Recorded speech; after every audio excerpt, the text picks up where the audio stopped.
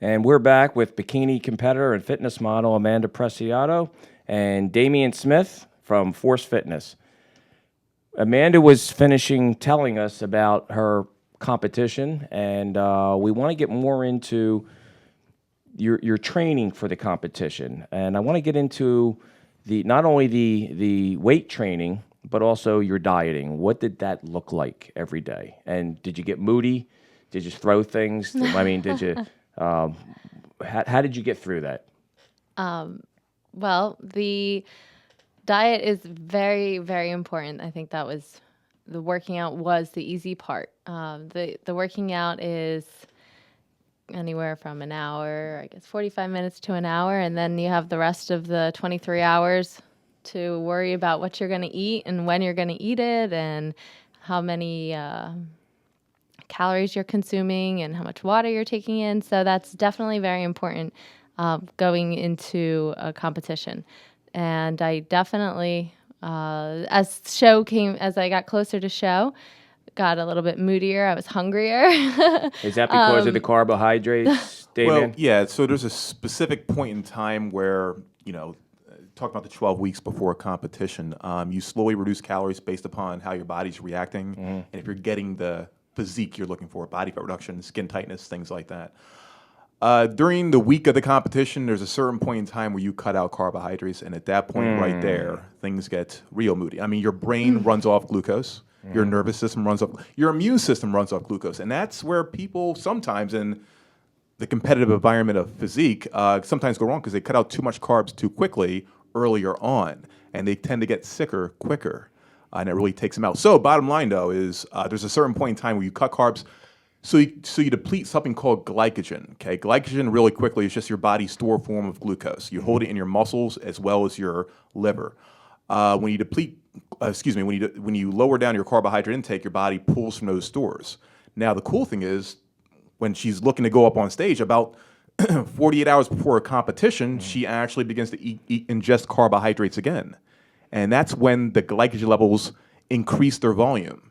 So this is really a timing It is thing a as well. huge Absolutely. timing thing, especially with water intake. We were discussing this a little bit off air. And again, it's one of those things that sometimes people get the wrong information, not asking the right questions and things like this.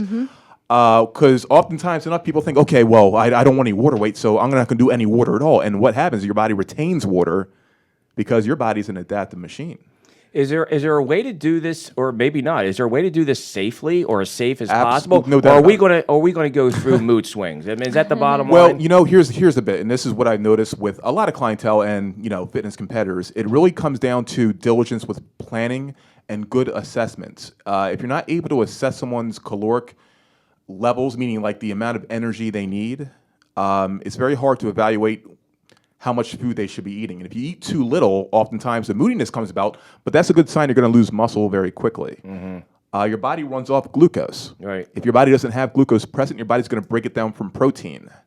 Okay. Your muscles are a lot of the protein that is in your body. So your body will break down skeletal muscle. That's why if people don't ingest enough of the right food at the right times, and timing being a component of that, or if they reduce too many calories, they tend to waste away, yes, some body fat, but a lot more muscle tone, and they come up on stage flat. I got you. And man, what exactly was your diet? If you could describe it from AM when you woke up till PM when you went to sleep. Uh-oh, here we go. Well, that's definitely something that's going to vary depending for every single person. It's going to be different. For myself, trying to think back. It was, We're talking scrambled Brain eggs. doesn't, we now talking mind about- you, the brain runs off glucose. She doesn't remember that. So are you talking about show week or because it changed as the weeks got closer to the show, the correct, diet's yeah. changing. So just an average, basically to what stay it was. really in good shape, and then we're going to go back to Damien and get a little more understanding of the science of it, because hey, everybody wants to put on some lean muscle, everybody wants to lose some fat cells, and it's really a science. Is that right, Damien? It is always a science, but then there is that fact of using creativity, because not only is everyone different in terms of their physiology, but mentally everybody is different. Yeah. And what happens is you got to treat individuals. You got to see where their motivations are at.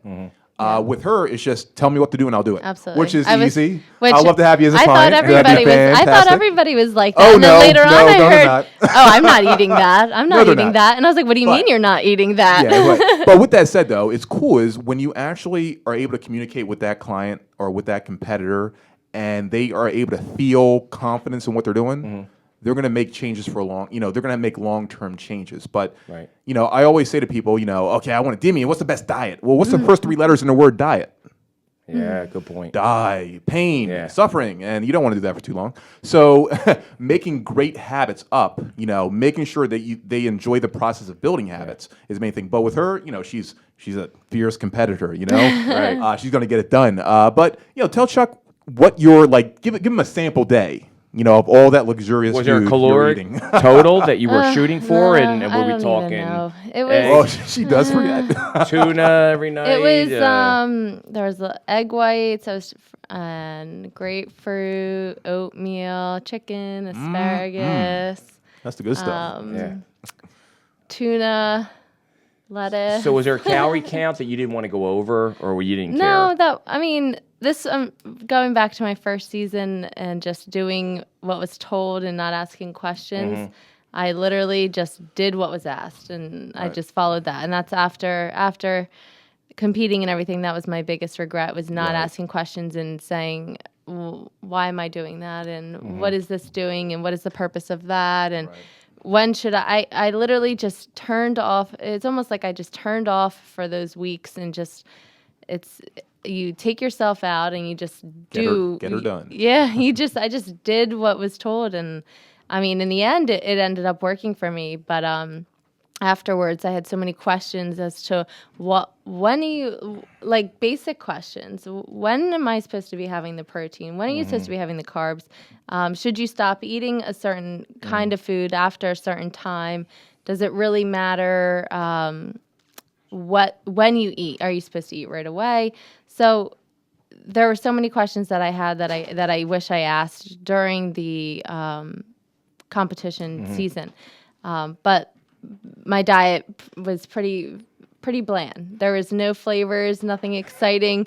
If I was with friends and they saw I was eating, oh, I'm so hungry too. What are you eating? Oh, no, that's all right. And when it was all you can enjoy all and that. when it was all over, did we go out to your favorite At the end steakhouse of the or what? end of the competition, that's a lot of fun. It's you've just worked very hard for a long time, and that's when your body's very hungry and you just want to go out and just enjoy pull in whatever and, you want to. Yep. I Okay. mean, I've went out with a couple friends that some of them, their main thing was they wanted burgers and fries, and then I have a big sweet tooth, so mine was I wanted ice cream and cookies and brownies. I wanted sprinkles. And you went for it. And you went for it. Yeah, it was Okay. amazing. So Okay. it's just something that I have now on a regular on a regular diet. I'll treat myself here and there. Right. Yeah, cheat But day. but it's something that I didn't have during the prep, competition prep, and it's just you miss it. It's something that I've had my whole life, Right.